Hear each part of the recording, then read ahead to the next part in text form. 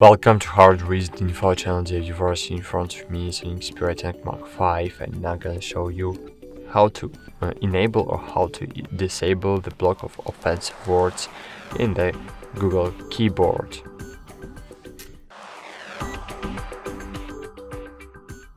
So first thing, open the settings, then scroll down, find here system, then choose languages and input.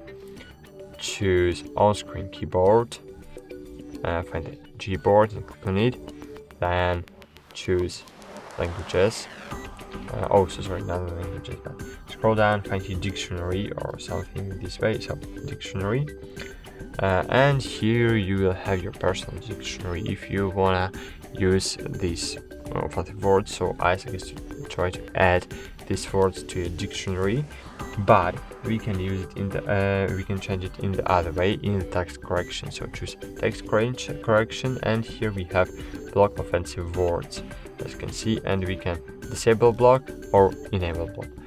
I'm using this blocking of offensive words, for example. That's it. Thanks for watching, like this video, and bye. See you.